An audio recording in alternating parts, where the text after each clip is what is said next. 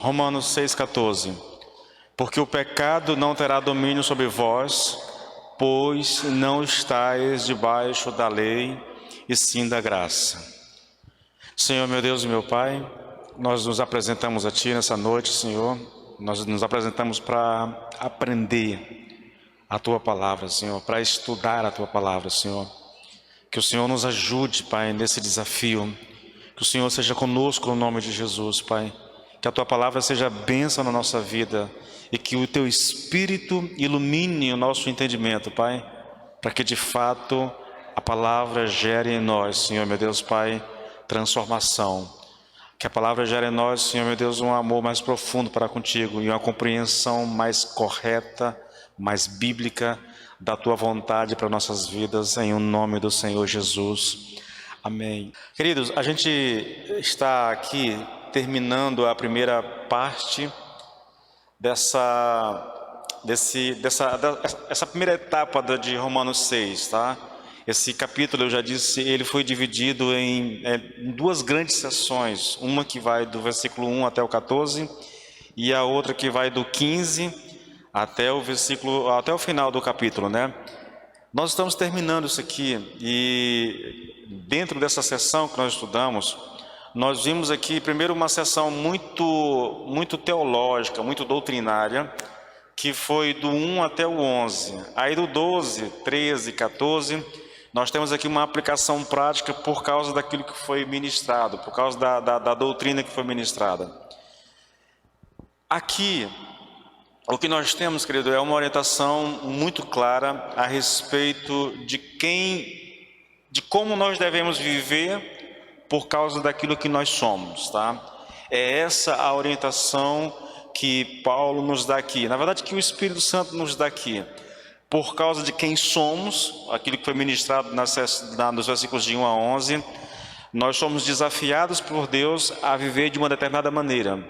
E Paulo diz isso, querido, colocando as coisas de maneira prática. Ele diz assim, olha, não permita que o pecado, né, te governe. Basicamente isso, não permita, não apresente o seu corpo ao pecado como instrumento de iniquidade, não ofereça os membros do seu corpo ao pecado, entendeu? Então, é a orientação. Por um lado, essa é a orientação, não faça isso. Por outro, vem a exortação, ofereça o seu corpo, ofereça os membros do seu corpo a Deus como instrumento de justiça.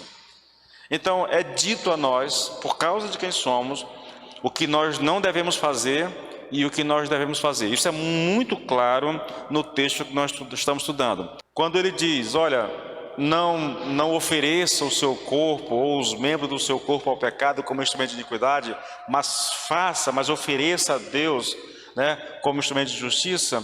Ele nos dá aqui, ele apresenta aqui uma espécie de razão para isso, né?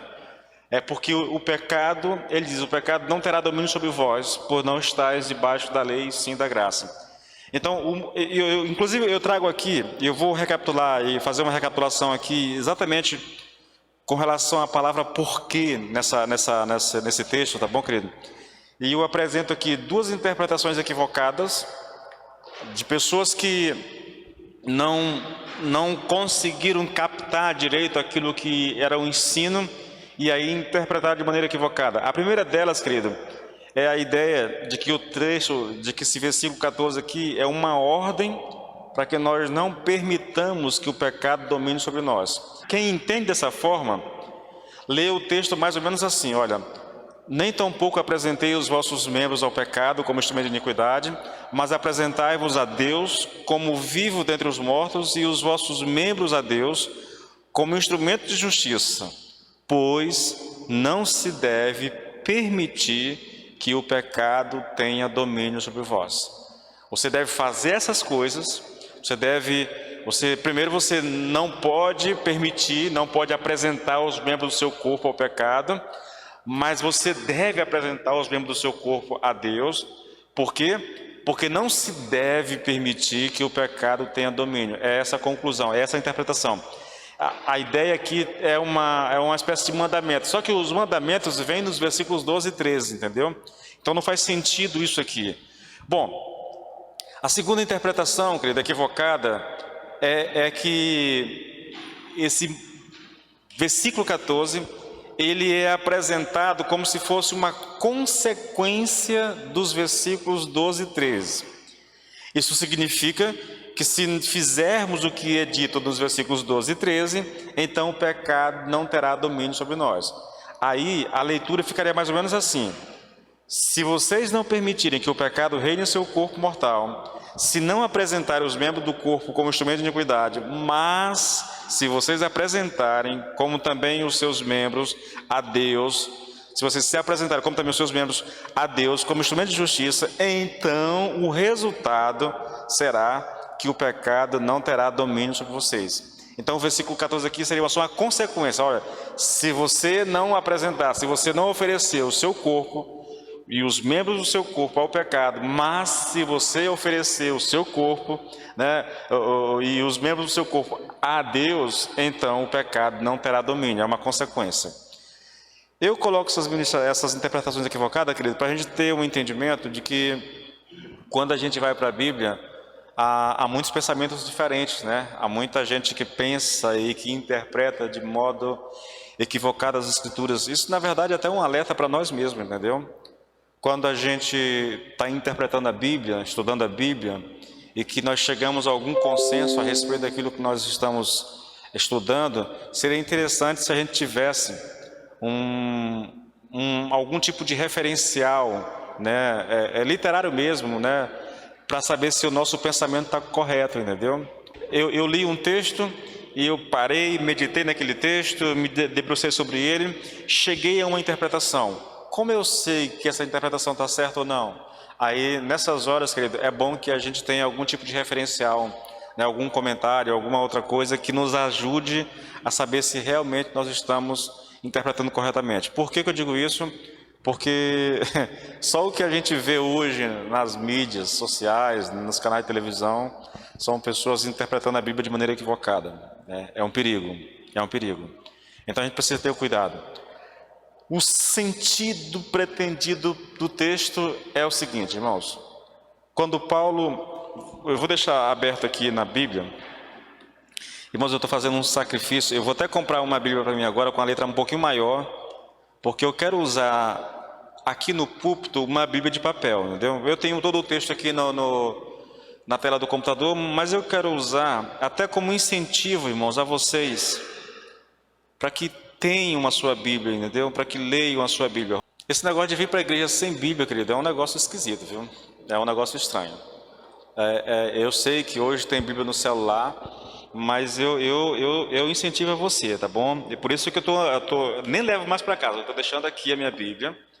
Não me ajuda muito porque a letra é muito pequenininha e eu vou precisar exatamente do meu óculos, senão não consigo ver. É uma tentativa de incentivar vocês, querido. Quase todo mundo tem Bíblia, né?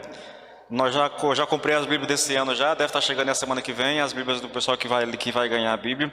Então você tem Bíblia em casa, não tem por que você vir para a igreja e deixar a Bíblia em casa, irmãos. Isso é um negócio muito estranho, entendeu? Muito estranho. Então, olha o versículo 12 e 13, irmãos. Veja, eu estou dizendo que o versículo 14 está sendo apresentado aqui como um incentivo a que os cristãos façam aquilo que Paulo disse que eles deveriam fazer nos versículos 12 e 13. Então, vamos lá. Portanto, não permitam que o pecado continue dominando os seus corpos mortais, fazendo que vocês obedeçam aos seus desejos. Não ofereçam os membros do corpo de vocês ao pecado como instrumento de injustiça. Antes, ofereçam-se a Deus como quem voltou da morte para a vida e ofereçam os membros do corpo de vocês a Ele como instrumento de justiça. Por quê? Porque o pecado não os dominará, porque vocês não estão debaixo da lei, mas debaixo da graça. É um incentivo, irmãos. Por que eu não devo permitir que o pecado reine em meu corpo, né, no meu corpo mortal? Por que eu não devo entregar os membros do meu corpo ao pecado? É porque, simplesmente, porque o pecado não terá domínio sobre vós. O que ele está colocando aqui para nós é o seguinte, irmãos. A ideia aqui do texto é que Deus não permitirá que o pecado tenha domínio. O pecado não vai ter permissão de dominar sobre nós. É lógico que eu estou falando isso para uma pessoa crente, para uma pessoa que nasceu de novo, para alguém que tem o Espírito Santo. E por que não é permitido, irmãos? Por causa de quem somos e por causa daquilo que foi feito por nós. Aí volta-se todos os versículos de 1 até o 11, onde nós estudamos a doutrina bíblica a respeito da nossa união com Cristo, tá bom? Então, assim, o texto diz que o pecado não terá permissão, ele não pode. E nós vamos trabalhar um pouco isso hoje, tá? E eu espero que você consiga entender. Então, daqui eu sigo a ministração de hoje. Em que sentido é verdade que o pecado não terá domínio sobre nós? Em que sentido isso é verdade? Bom, a resposta é simples, irmãos. No sentido de que o real propósito e o objetivo da salvação é nos livrar total e completamente do pecado. Olha, vou tentar colocar algo para vocês aqui. Quando a gente pensa em salvação, a gente pode pensar em salvação de maneira assim, em 3 etapas: no passado, no presente e no futuro. Eu já lidei isso aqui com vocês, já trabalhei isso com vocês aqui, né? Então, pensa assim, no pretérito eu já fui salvo, já fui justificado, entendeu? Fala da justificação.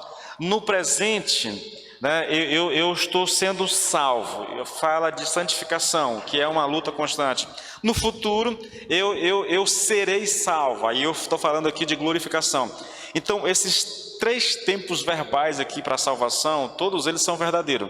Eu posso dizer que eu já sou salvo, eu posso dizer que eu estou sendo salvo, e eu posso dizer que ainda serei salvo. Todas as 3 colocações estão corretas, porque esse é o ensino bíblico a respeito da salvação. Não dá para você entender salvação só olhando o pretérito, o passado. Não dá, querido, tá bom?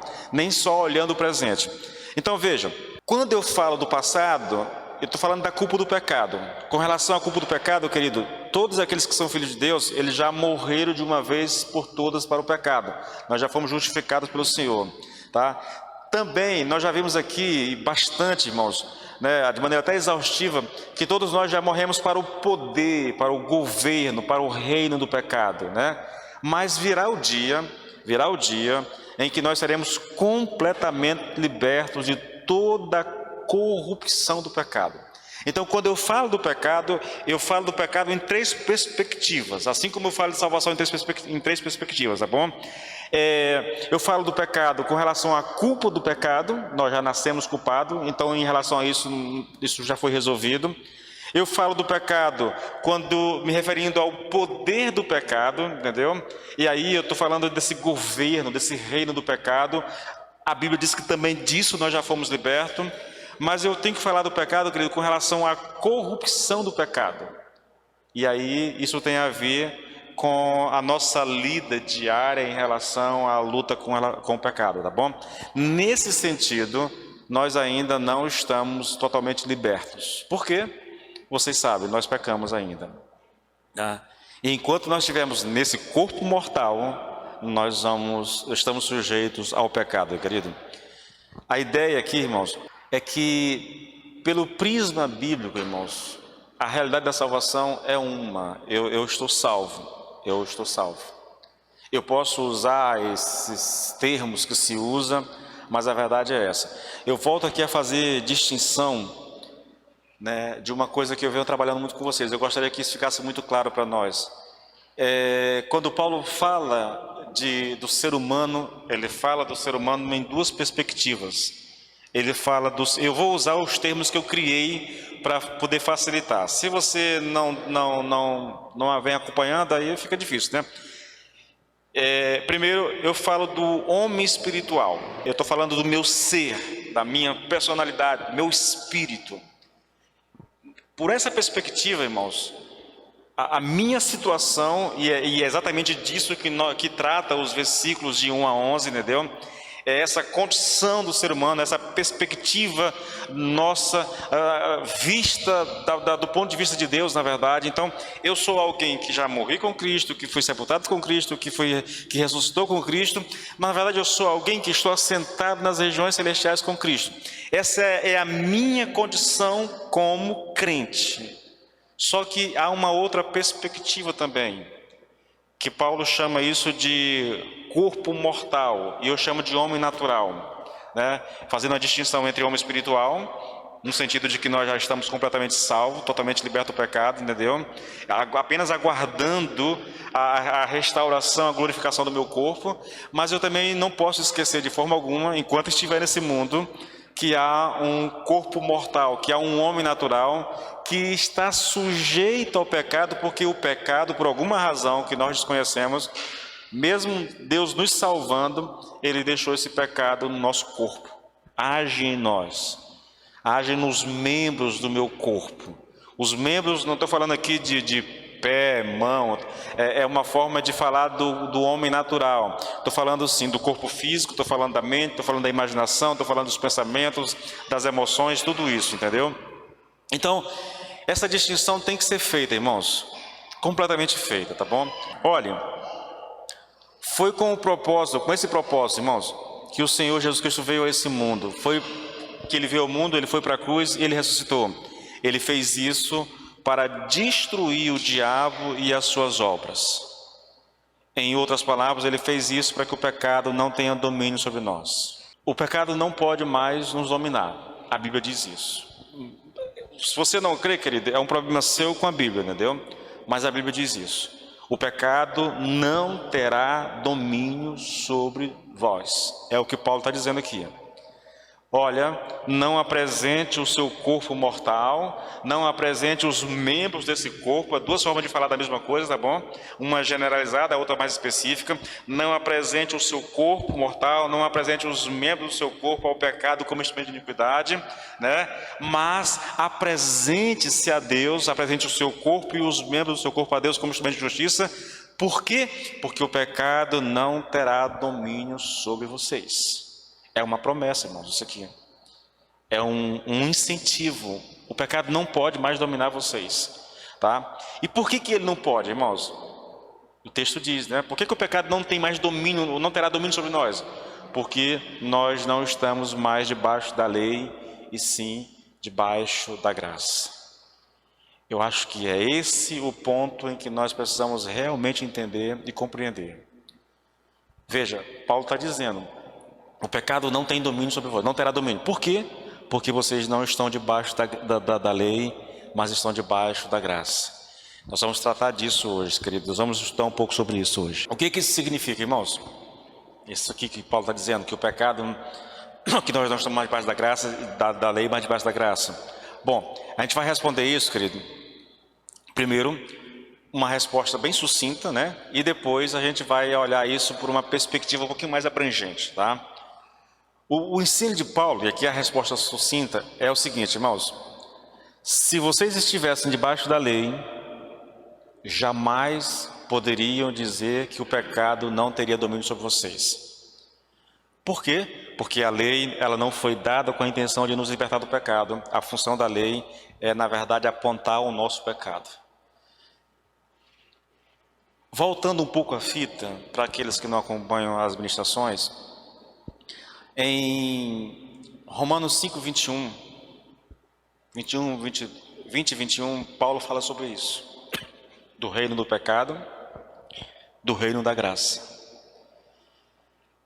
O ensino claro, não só nesse versículo, mas por todo o Novo Testamento, é que aqueles que estão em Cristo, eles foram tirados desse reino do pecado e transportados para o reino da graça. Portanto, eu não estou mais debaixo, né, desse reino de pecado. Esse reino de pecado não tem mais governo sobre minha vida, não tem mais poder sobre mim. Por quê? Porque um dia eu estava lá. Enquanto eu estava lá, o pecado tinha domínio, o pecado tinha poder sobre mim. Mas uma vez que eu estou em Cristo, e porque eu estou em Cristo, eu fui tirado desse reino e colocado no outro, então o pecado já não tem mais domínio sobre minha vida. Eu espero que isso fique claro para vocês, irmãos. Eu não estou mais debaixo da lei. Eu não estou mais debaixo do pecado. Porque eu fui tirado dessa situação. A salvação faz isso. Como eu disse nas devocionais lá no grupo, não é uma coisa que a gente sente, irmãos. não é uma coisa que nós experimentamos de maneira subjetiva, é uma coisa que acontece conosco, é uma coisa que é feita por nós. E é feito, querido, numa dimensão espiritual, entendeu? Você saiu do império das trevas, foi transportado para o reino de Deus. Sentiu alguma coisa, experimentou alguma coisa? Não, absolutamente nada, nada. Mas, espiritualmente, tua condição já não é mais a mesma. Você não é mais um cidadão desse império das trevas. Agora você é um cidadão do reino. O grande lance aqui, querido, nosso, e é por isso que eu estou fazendo as devocionais no grupo da igreja, é a gente não esquecer isso. Sabe aquela coisa? Eu vou citar para vocês um exemplo que eu citei aqui numa ministração bem anterior. Quando aconteceu a independência, a lei proclamando a libertação dos escravos dos Estados Unidos, aquelas pessoas, embora legalmente libertas, elas continuavam agindo como escravas, entende? Tipo assim, eles tinham até a notícia, mas estavam tão condicionados a serem escravos, que mesmo libertos, eles não conseguiam viver como alguém liberto, continuavam agindo como alguém, como um escravo. Você vai perceber isso, querido, na história do povo de Israel. 430 anos em escravidão. Deus vem e liberta. A primeira coisa que Deus fez foi, levou eles para um caminho diferente. Havia um caminho fácil de voltar. E Deus, sabendo do coração deles, levou ele para um caminho que se tornava impossível voltar, entende? Lembra lá de quando Moisés sobe para o monte? Moisés subiu para o monte, ficou lá 30 dias, 40 dias, 40 noites. O povo lá embaixo diz, olha, a gente não sabe o que aconteceu com esse Moisés. Vamos fazer um Deus para nós e voltar para o Egito. Entende? Quando eles vão fazer um Deus, qual foi o Deus que eles fez? Um bezerro. Por que o bezerro? Porque era o Deus principal no Egito. Um dos libertos. É a famosa, isso é muito comum, né? Eles saíram do Egito, mas o Egito não saíram deles. Isso se aplica, querido, a nós no que diz respeito à salvação, tá? É basicamente isso aqui que eu estou colocando para vocês. Nós já fomos libertos, nós já fomos tirados, nós não estamos mais debaixo da lei, nós não estamos mais debaixo do pecado. O pecado não tem poder sobre nós, Paulo está dizendo, o pecado não terá domínio sobre vocês, porque vocês não estão debaixo da lei, mas debaixo da graça. Ele não pode fazer isso, ele não tem mais o poder para isso, é impossível. Agora, se nós não temos consciência disso, queridos, se nós não alimentarmos a nossa alma com essa verdade constantemente, o que vai acontecer é que mesmo liberto, nós podemos agir como se ainda fôssemos escravos do pecado, entende? Essa é uma realidade, infelizmente, querido, que acomete muitos cristãos. Então, aqui, olha, antes de continuar, querido, é importante lembrar aqui que quando o assunto é salvação, irmãos, escute isso. Quando o assunto é salvação, só existe duas posições em que o ser humano pode estar. Ou ele está debaixo da graça, ou ele está debaixo da lei. Não há outra situação, não há outra posição, não há um ponto intermediário aqui. Ou você está debaixo da graça, ou você está debaixo da lei. Essa é a condição de todo ser humano na terra, tá bom? Estar debaixo da graça significa que você tem que tentar justificar-se na presença de Deus por suas próprias ações, pelas suas próprias obras. Isso é estar debaixo da graça. Então, você vai ver isso, é lógico, né? Você não vai ver um ímpio tentando se justificar, porque se ele é ímpio mesmo, ele não está nem aí para isso. Agora, você vai encontrar muitas pessoas religiosas, né, em várias denominações e dentro do cristianismo, pessoas que estão tentando se justificar por meio das suas ações e das suas obras. Ela acha, isso é tão repetitivo, irmãos, que às vezes eu penso que isso chega a ser enfadonho, de tanto que eu já falei isso para a igreja, entendeu? Ela acha que tem que fazer alguma coisa para merecer a salvação. Isso é impossível, irmãos, impossível, entendeu? Bom, estar debaixo da graça, da lei, significa que você tem que tentar justificar-se na presença de Deus por suas próprias ações e pelas suas próprias obras. É por isso que Paulo jamais poderia dizer, querido, que o pecado não teria poder sobre nós. Se nós estivéssemos debaixo da graça, ele não poderia dizer isso, entendeu? Mas, graças a Deus, irmãos, que a nossa situação é completamente diferente, pois nós estamos debaixo da graça e não da lei. A lei não tem domínio sobre nós. A lei não tem poder sobre nós. Irmãos, é fundamental deixar essa situação esclarecida. A lei não pode nos libertar. Não pode. Se alguém está debaixo da lei, o pecado com toda certeza terá poder sobre ele. Isso é lógico, irmãos, entendeu? É lógico. Eu vou colocar da seguinte forma: não é nem se você está debaixo da lei, é se você não entende isso, entendeu? Se você não compreende, se você não crê, se você por alguma razão não consegue dirimir isso na mente, que a sua situação, que a sua posição, porque está em Cristo, é alguém que está debaixo da graça, do reino da graça, desse reinado da graça. Então, querido, é bem provável que você vai viver como alguém que está debaixo da lei, tentando fazer alguma coisa para merecer a salvação, para merecer ali a aprovação de Deus. Olha só, eu vou trabalhar isso porque eu acho isso tão importante, irmãos. Por mais que a gente fale, mas é muito importante, querido, é saber que a lei, ela não tem poder para libertar o ser humano. E eu digo isso, irmãos, porque essa é uma realidade muito comum. Olha, as igrejas que predominam no Brasil, as igrejas que mais crescem no Brasil são as igrejas pentecostais. Elas defendem isso, entendeu? Por mais que falem que só Cristo salva, isso é curioso, na verdade, de você ver, de você observar, né? Por um lado, um discurso, só Cristo salva.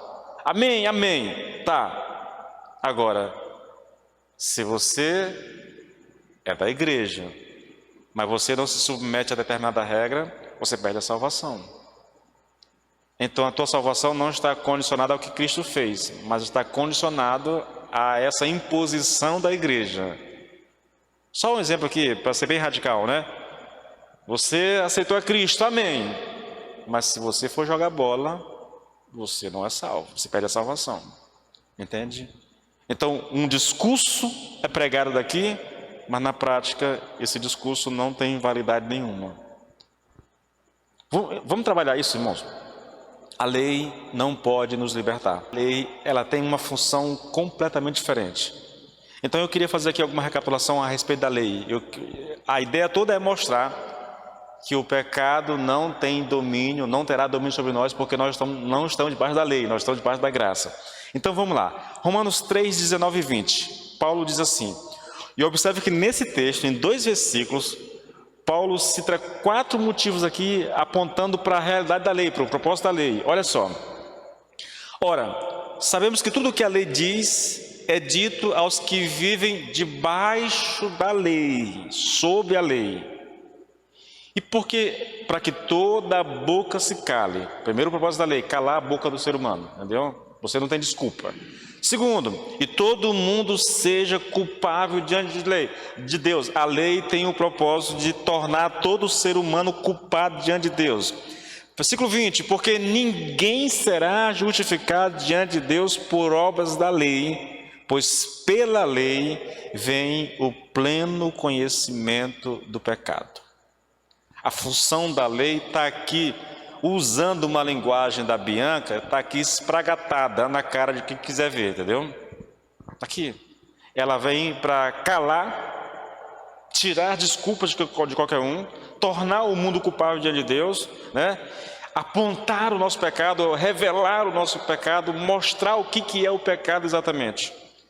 A lei nunca foi dada, irmãos, com a intenção de nos libertar do pecado. A sua intenção sempre foi tornar o pecado conhecido. Foi mostrar a pecaminosidade do homem. Na verdade, a lei não somente revela a pecaminosidade no homem, mas, de certo modo, ela agrava isso. Olha que coisa doida, né? A lei não só revela o nosso pecado, escancara o nosso pecado, mas ela pode até mesmo agravar isso, agravar o nosso pecado. Romanos 5:20 diz assim, olha, a lei veio para que aumentasse a ofensa. A palavra ofensa aqui no grego, ela tem um sentido de delito e pecado, entendeu? Então a lei veio para que aumentasse o pecado, mas onde aumentou o pecado, aumentou muito mais ainda a graça. Você percebe que a lei, não porque a lei seja ruim, não porque a lei seja má, mas por causa de quem o homem é sem Deus, a lei ela agrava, ela aumenta o pecado, entendeu? Lloyd Jones diz assim, olha, interpretamos isso não somente no sentido de que a lei ajudou a pôr às claras o pecado, a defini-lo e a chamar toda a atenção para o pecado, mas também no sentido de que o estimulou. A lei estimula o pecado. Quer um outro texto bíblico mostrando isso? Romanos 7. Eu vou ler aqui alguns versículos. Olha, começando do 5. Porque quando vivíamos segundo a carne, as paixões pecaminosas despertadas pela lei, observe, querido, as nossas paixões pecaminosas, elas são despertadas pela lei. Vou ler novamente. Porque quando vivíamos segundo a carne, as paixões pecaminosas despertadas pela lei operavam em nossos membros, a fim de frutificarem para a morte. Agora, porém, libertados da lei, estamos mortos para aquilo a que estávamos sujeitos. Está falando da lei. Nós somos libertos da lei, querido. De modo que servimos em novidade de espírito e não na caducidade da letra.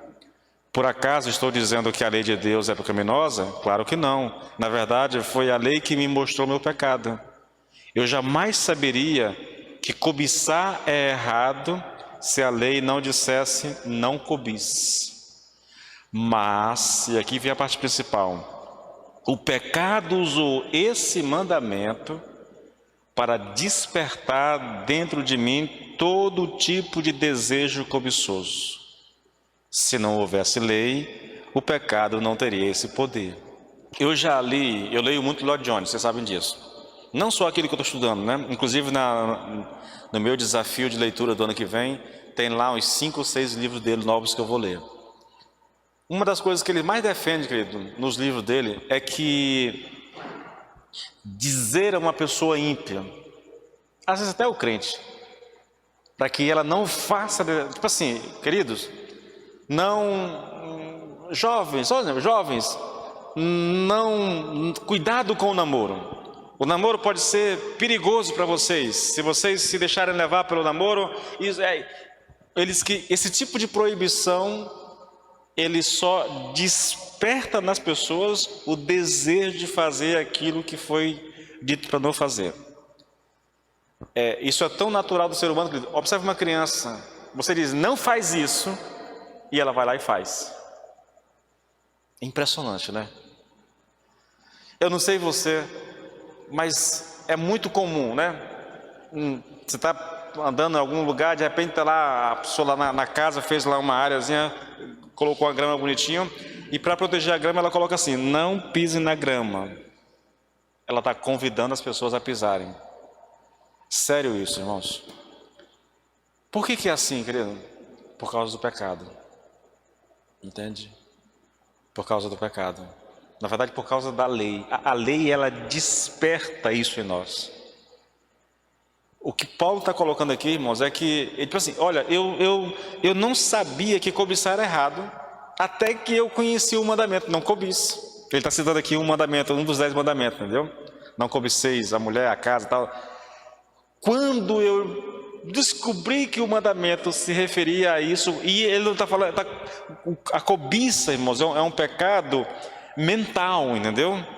Acontece sem que ninguém saiba o que está acontecendo, a não ser você que está cobiçando. Então, quando o mandamento diz não cobice, por causa desse mandamento, o pecado usou ele para despertar dentro de mim todo tipo de desejo cobiçoso. E por que assim? Ele vai dizer, se não houvesse lei, o pecado não teria esse poder em mim. Paulo, ele vem responder, é porque a lei é má? Não, não é porque a lei é ruim, irmãos. A lei é boa, o problema não é a lei. O problema é o pecado em nós. O problema é isso. Ainda citando Lloyd Jones, ele diz o seguinte, olha, todos esses versículos são afirmações no sentido de que a lei, longe de libertar os homens do poder do pecado, tem no homem natural o efeito de agravar o pecado dentro dele, tornando-o até pior e levando-o a pecar mais ainda, porque ele é pecador. Só escute, irmãos, ele não está dizendo que isso aqui se aplica ao crente, ele está falando do homem natural, entendeu? O homem natural é o homem que não tem Cristo no coração. Então, novamente, ele fala muito sobre essa coisa, ele diz que a igreja, que as pessoas não deveriam pregar moralidade para alguém que não conhece a Cristo. Por quê? Porque ele não tem o poder para obedecer os mandamentos e o pior, os mandamentos vão instigar nas pessoas o desejo de fazer aquilo que está sendo proibido de ser feito, entendeu? Então essa é uma situação bem delicada, irmãos, que a gente precisa de muito cuidado. Alguém já chegou, na verdade, eu lembro de uma campanha na televisão, uma época, que o cara usou exatamente essa filosofia, entendeu? Se proibir, né? Se proibir instiga as pessoas a fazer, então não proíba, né? Não proíba. Eu não consigo lembrar, irmãos, a campanha aqui agora, mas foi uma campanha muito inteligente, muito bem elaborada nesse sentido, de usar exatamente essa filosofia, essa psicologia reversa, entendeu? Para que as pessoas fizessem alguma coisa. Olha só, a questão é, irmãos, será que esse ensino sobre o propósito da lei encontra-se apenas em Romanos? Em Romanos? Essa ideia, querido, da lei, de que a lei não pode salvar o ser humano, de que a lei não tem ferramenta para nos ajudar na nossa salvação, nem mesmo para viver em santidade, que a lei ela aponta o nosso pecado, que a lei ela pode até mesmo agravar o nosso pecado, instigando a gente a fazer aquilo que é proibido. Bom, ainda em Paulo, mas não mais em Romanos, nós vamos lá para 1 Coríntios 15 e 56, onde nós temos um texto muito conhecido, irmãos. O aguilhão do pecado é a morte e a força do pecado é a lei. Eu vou ler esse texto numa versão bem contemporânea e depois eu vou tentar colocar isso de forma mais compreensiva ainda para que você entenda o que Paulo está dizendo aqui. Olha só. Eu estou usando aqui, se eu não me engano, aqui é a nova tradução da linguagem de hoje. O que dá à morte o poder de ferir é o pecado. E o que dá ao pecado o poder de ferir é a lei. Eu vou pegar esse texto e vou construir ele da seguinte forma. O poder da morte é oriundo do pecado. Tem a sua origem no pecado. E o poder do pecado é oriundo da lei. Portanto, a causa da morte é a lei.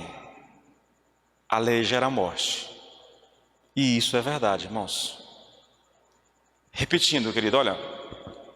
O poder da morte vem do pecado, tá bom? Por quê? A alma que pecar, essa morrerá. Está escrito. Então, o poder da morte vem do pecado. E o poder do pecado vem da lei. Logo, a causa da morte é exatamente a lei. É uma conexão muito simples. Mas isso, na verdade, é só você olhar para a Bíblia. A alma que pecar, essa morrerá. O que é o pecado? É a quebra da lei. É a desobediência da lei. Entende? O mesmo raciocínio, o mesmo pensamento. Olha, Gálatas 3:21. Seria então a lei contrária às promessas de Deus? De modo nenhum. Porque se fosse promulgada uma lei que pudesse dar vida, você sabe, né? A lei, na verdade, ela gera morte. Porque ela traz o mandamento, o homem quebra o mandamento pecando, e porque peca, ele morre, entende? Então, Se fosse promulgada uma lei que pudesse dar vida ou que pudesse salvar, então a justiça seria de fato procedente da lei. Isso aqui é Paulo falando aos Gálatas, no capítulo 3, versículo 21. Tente compreender, irmãos. Seria então a lei contrária às promessas de Deus? De modo nenhum. Por quê? Porque se fosse promulgada uma lei que pudesse dar vida, que pudesse salvar, então a justiça ou o meio de salvação aqui seria procedente da lei. Mas é assim que funciona? Não. O meio de salvação é Jesus e não a lei. E agora que é a pergunta, né? Sabe o que Paulo está ensinando? Se nos fosse possível obter justiça pela lei, ou se fosse possível sermos salvos pela lei, Deus teria dado essa lei e nunca teria enviado o seu Filho do céu à terra e muito menos à cruz, né, para morrer. Vocês entendem? Quando Paulo diz assim, olha, eu vou resumir isso aqui já já. Quando Paulo diz assim, olha, porque o pecado não terá domínio sobre vós, porque nós não estamos debaixo da lei, mas da graça, é importante que a gente compreenda isso, irmãos. Estar debaixo da lei significa a tentativa de merecer salvação obedecendo à lei. O problema é que a lei, ela não foi dada ao ser humano para que alguém fosse salvo por ela.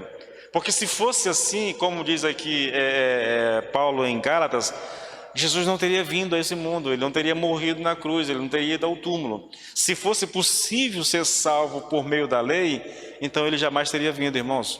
Como não é possível, ele teve que vir. Então eu quero resumir isso aqui, fazendo duas pontuações. Primeiro, a lei não possui nenhum poder que possa nos libertar do poder do pecado. Ponto.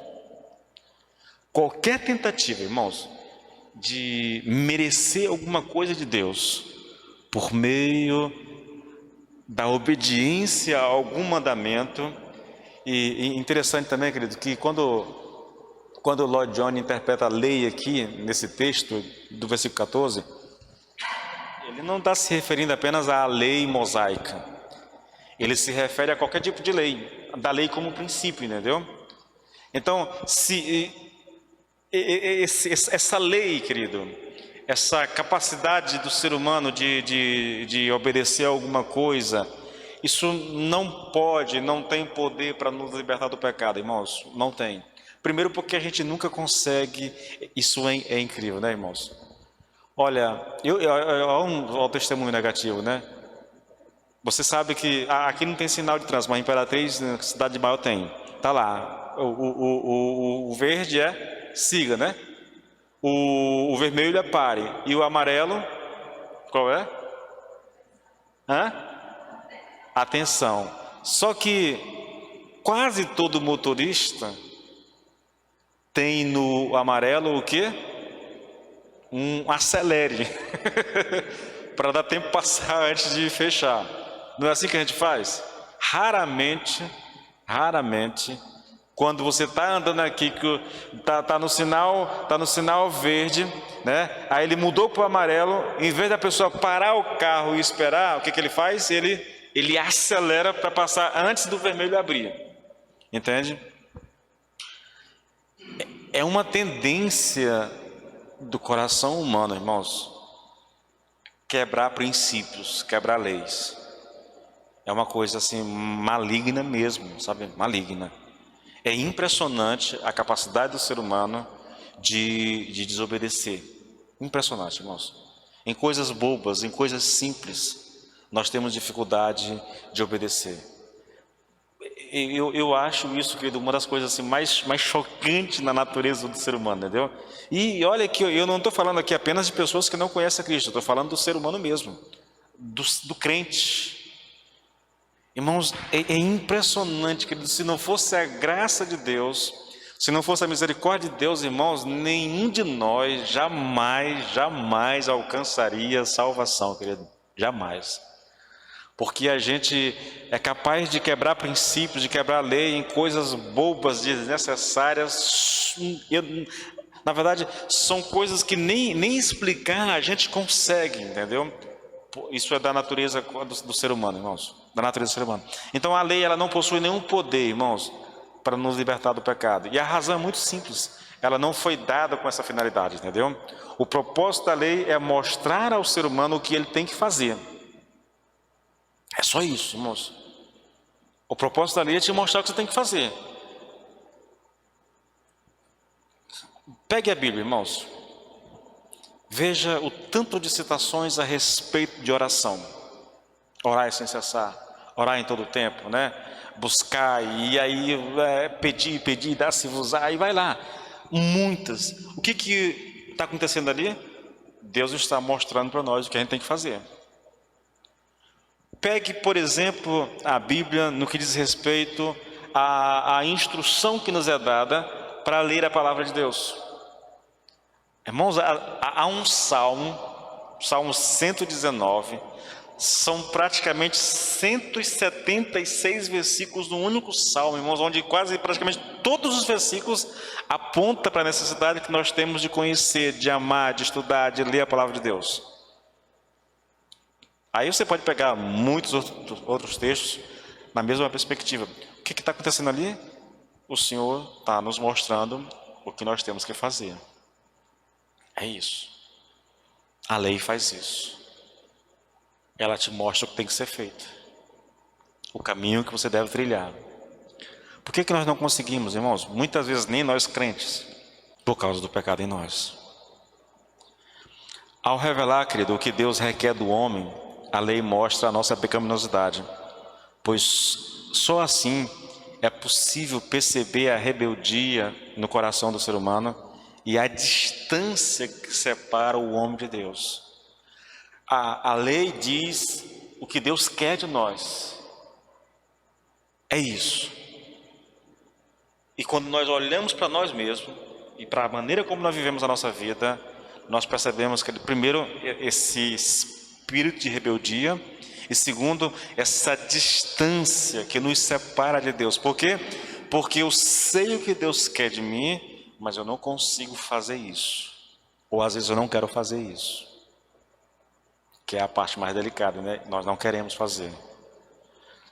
A segunda ponderação aqui, a segunda pontuação é: a lei, ela é desanimadora, irmãos, porque ela revela o caráter de Deus. Se por um lado a lei revela o caráter de Deus, por outro ela revela também o nosso caráter. Esse conflito, irmãos, entre o que nós somos e o que nós gostaríamos de ser, muitas vezes é desanimador. Eu olho para a minha vida, eu consigo sondar a maneira como eu estou vivendo, e eu olho para o caráter de Deus, expresso na palavra, expresso por meio da lei, e eu percebo essa distância, esse abismo que existe entre aquilo que eu sei que eu sou e aquilo que eu gostaria de ser, que é exatamente refletir esse caráter de Deus, entendeu? Viver de acordo com a vontade de Deus para a minha vida. Agora veja, irmãos, aqueles que estão em Cristo, querido, aqueles que estão em Cristo, ainda que muitas vezes você se sente esse abismo que nos separa, entendeu? Ainda que nós nos sentimos desanimados por não sermos tudo aquilo que gostaríamos de ser, nesse sentido, querido, há uma bênção. Qual é? É que mesmo estando separado, a lei, ela não tem mais poder de condenação. Porque a função da lei é exatamente essa, irmão, condenar. Quando a lei me diz o que eu tenho que fazer e eu não faço, eu estou me colocando debaixo de condenação. Não tem como, tá bom? Eu não sei se você consegue entender, irmãos, mas uma coisa é eu conheci a palavra, e eu até acho, às vezes, querido, que muitas pessoas não gostam de ler a Bíblia por causa disso, por causa do choque que é, entendeu? O que é a Bíblia, irmãos? A Bíblia é a verdade de Deus, é a vontade de Deus revelada para mim. Tipo assim, é Deus mostrando o que Ele quer que eu seja, quem Ele quer que eu seja, como Ele quer que eu viva, na verdade. Então, quando eu olho para a palavra, irmãos, e eu olho aquilo que Deus quer de mim, e eu olho para a minha própria existência, para a minha própria vida, há uma frustração, há um desânimo, querido. Graças a Deus, querido, porque o que Cristo fez por nós, por causa da graça do Senhor Jesus Cristo, de nos salvar, nós não estamos mais debaixo dessa lei. Tipo assim, eu posso até perceber a distância, eu posso até sofrer porque eu não sou aquilo que eu gostaria de que fosse, mas pelo menos, querido, não há mais a condenação. A lei não pode mais me condenar, a lei não pode mais me lançar nas trevas, entendeu? De forma alguma. Por quê? Porque eu estou em Cristo. Porque eu estou em Cristo. Esse é o motivo, querido, de Paulo dizer que o pecado ele não tem poder sobre nós. Porque a nossa situação ela é completamente diferente agora, entendeu? Antes eu estava debaixo da lei e por causa disso, irmãos, o pecado exercia esse governo maligno sobre nós. Agora nós somos libertados do pecado, nós fomos libertados dessa condição. A lei não tem mais esse poder de nos condenar. Olha o texto, irmãos, Romanos 5:21, olha. Portanto, assim como o pecado reinou sobre todos e os levou à morte, agora reina a graça que nos declara justos diante de Deus e resulta na vida eterna por meio de Jesus Cristo nosso Senhor. Antes nós estávamos debaixo do reino do pecado, mas agora em Cristo nós estamos debaixo do reino da graça, irmãos. Essa é a bênção. Esse é o entendimento que todo cristão deveria de ter, irmãos. É uma questão de posição, querido. Eu não sei como é que eu te coloco isso para você, irmãos, mas é uma questão de posição. A verdade de Deus a respeito de nós, a respeito de você, entendeu? É a maneira como Deus te vê, é a maneira como, o sacrifício de Jesus Cristo te propiciou, te colocou nessa situação. Qual é a situação?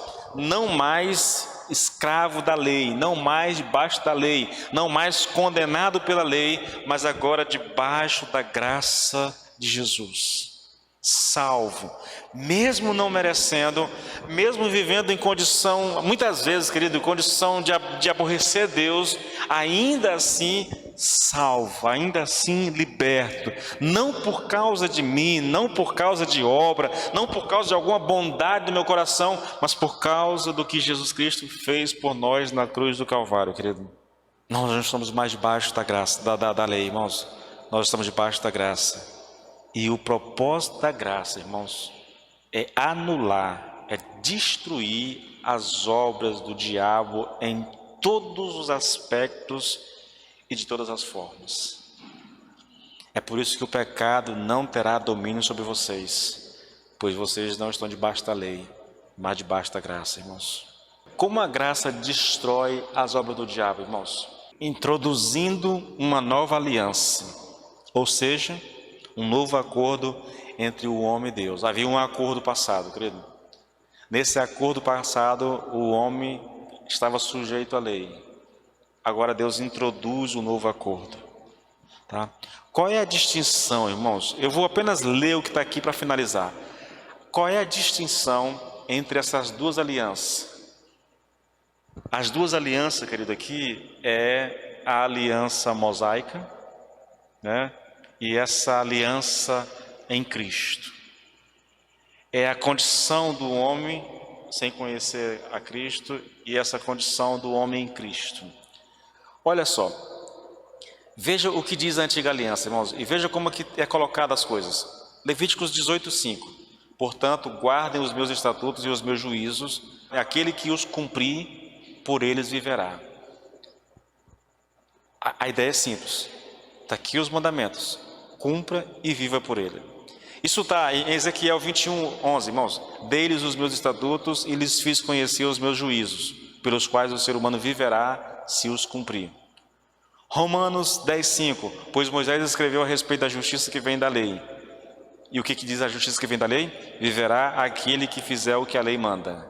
Ou então Gálatas 13:12. Mas a lei não tem nada a ver com a fé. Pelo contrário, como diz as Escrituras, viverá aquele que fizer o que a lei manda.